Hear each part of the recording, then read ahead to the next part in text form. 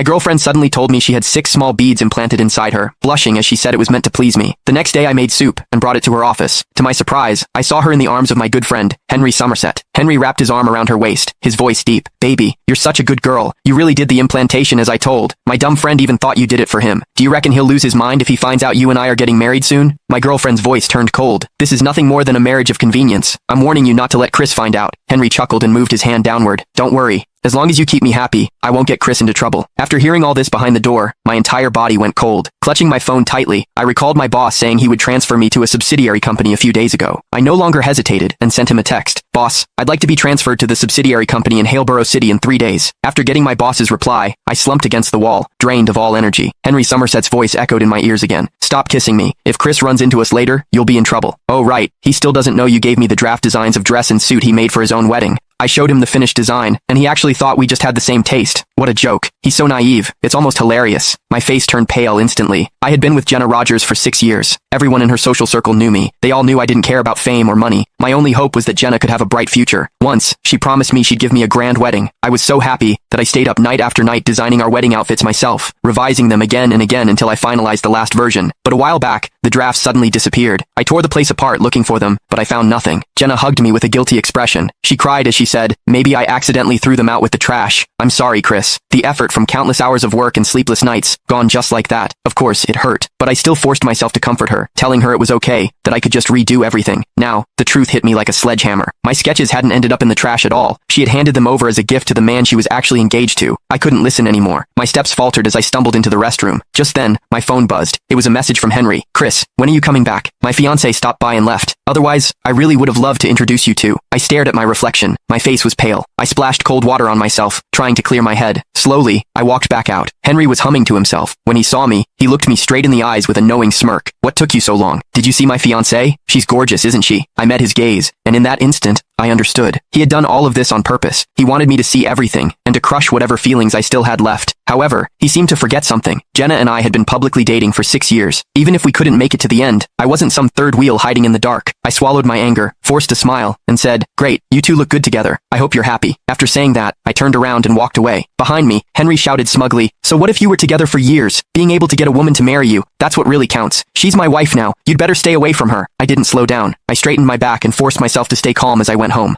Jenna got there before me. When she saw me come in, she immediately smiled and opened her arms like she always did. "Honey, you're home." I instinctively stepped aside. Her arms froze in midair, surprise flashing across her face. I glanced at the skirt she was wearing. It wasn't the one she had worn when she left that morning. "Looks like you changed your skirt." The confusion in Jenna's